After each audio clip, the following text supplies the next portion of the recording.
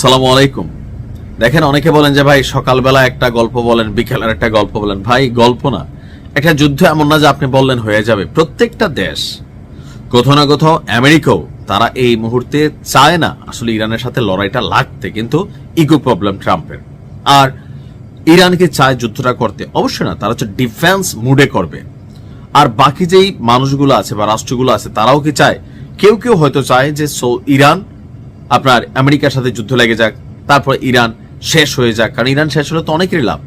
কিন্তু ইরানও সর্বোচ্চ লেভেলে চেষ্টা করছে যে নিজেদের সম্মানটা রেখে ও যে পারমাণবিক শক্তির যে শর্ত, এটা বাদ দিয়া যে কোনো আলোচনা আমেরিকার সাথে করতে। কিন্তু ট্রাম্প বলতেছে আলোচনা শুরুই হবে যদি তেহরান এই ঘটনায় রাজি হয়।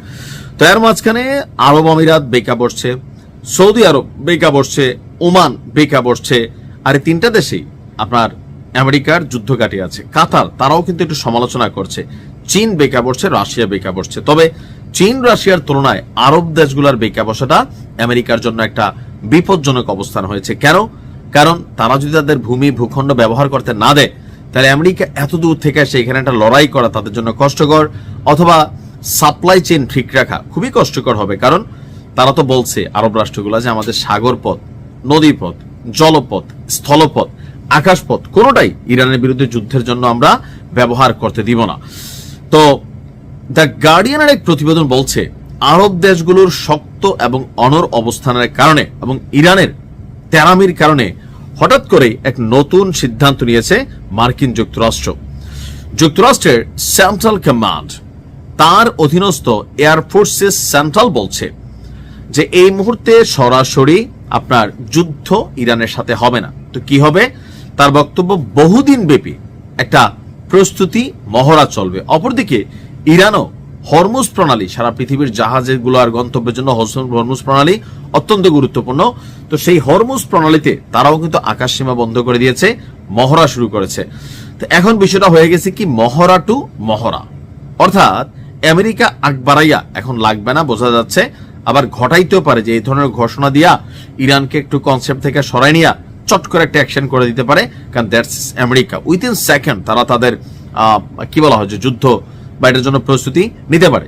তার হঠাৎ করে কি ঘোষণা আসছে যে বহুদিন ব্যাপী আপনার প্রস্তুতি মহড়া পরিচালনা করবে। এটা হচ্ছে ইরানকে ভয় দেখানোর জন্য। কেন?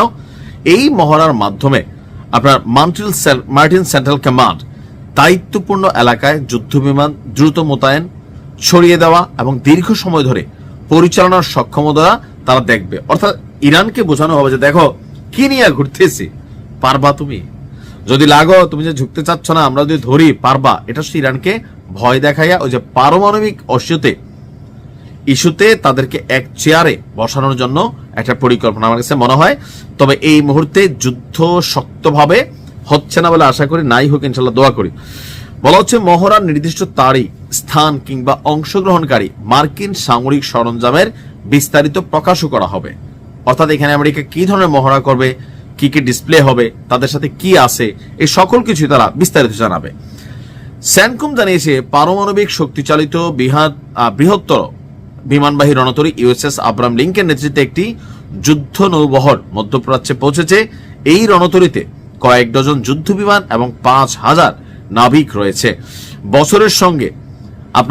এই বহরের সঙ্গে রয়েছে একাধিক গাইডেড মিসাইল ডেস্ট্রয়ার, যা বিমানবাহী রণতরীর প্রতিরক্ষা নিশ্চিত করে। ওয়াশিংটন পোস্টের প্রতিবেদন বলছে যুক্তরাষ্ট্র ওই অঞ্চলে F-15 স্ট্রাইক ইগল যুদ্ধ বিমানের একটি স্কোয়াড্রনও পাঠিয়েছে। এই ইউনিট এর আগেও 2024 সালের এপ্রিলে ইরানে যে অভিযান হয়েছিল তারা সেখানে জয়েন করেছিল। পাশাপাশি যুক্তরাজ্য প্রতিরক্ষামূলক উদ্দেশ্যে টাইফুন যুদ্ধ বিমান মোতায়েন করেছে। অর্থাৎ পশ্চিমাদের মধ্যে একটা টেনশন আছে ইরান কোন দিকে কারে টপকায়।